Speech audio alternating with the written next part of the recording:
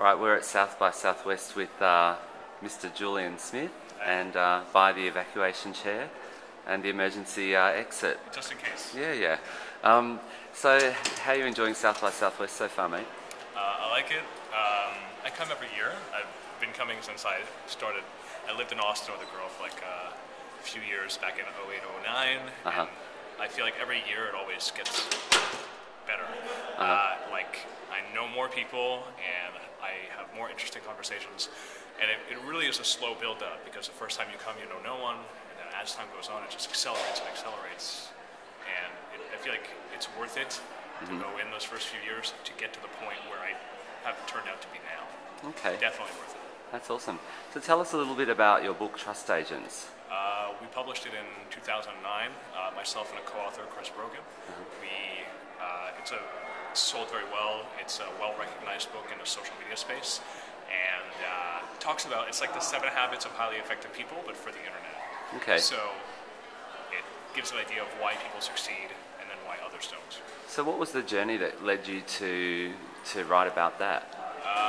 Well, we've just been in this space for so long that there was no one who knew that much about it. So it was very, very easy to we were among the first users on Twitter, among the first people that recognized podcasting, that all these other movements are kind of built together into this overwhelming thing that we're in here now. And so Chris and I had known each other from early PodCamp days. We were writing ebooks at the time, and so we developed an audience that was significant enough that we turn it into a book thing, and now that's what we do. So we're working on 2 other projects right now, which is great, and sort of being able to put your ideas out there is an amazing thing. So do you socialize the ideas that become books, or do you keep a tight lid on that, or what's that process like? I don't know about a tight lid. Every idea has been explored, but in terms of what it is that we'd like to talk about and where things are going, you notice trends in the web space.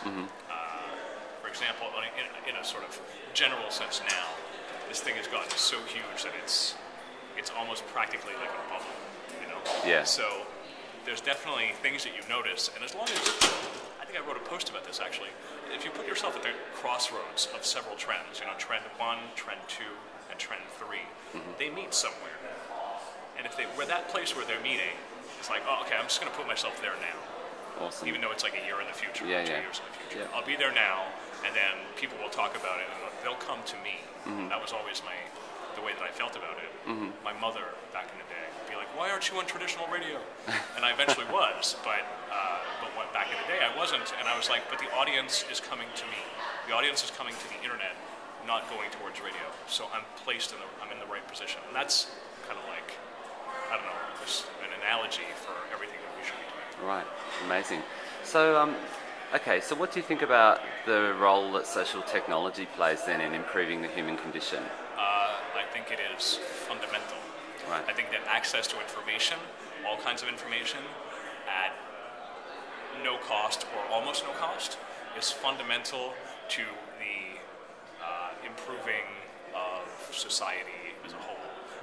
The basic way that I explain this to non-technology people is I say, if a guy wants to build his house for a house for his family, or wants to repair his house, or wants to repair the plumbing in his house, it is much better for him to be able to go directly to the information without a middleman than have to go through a plumber who will charge a fee based on time and based on experience.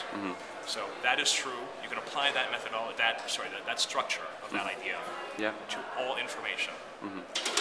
Once you do that, you realize that the best thing is to give everyone access to be able to do anything they want, which is why the programmers, the makers of the world, those who know how to build things and repair things are fundamentally among the most important people in this culture, and they always will be, because they're the people with their hands in the thing versus the people like you and me that are talking about it. Okay. And one last thing, can we get you to sit in the evacuation chair? I'm not sure that... Oh, it's strapped in. Oh, in emergency we should break the glass. Yeah, it's not an emergency. All right. Thank you, mate. Look, it's been great to hang out with you here at South by Southwest. Yeah, me too. And how can people find you? I'm at Julien on Twitter. My first name here. At Julien on Twitter. It says eat it. I don't know what that means. Right. Or my blog is innoveyourhead.net. Yep. I write all the time about junk like this. Awesome. Thanks, mate. Appreciate it. Cheers.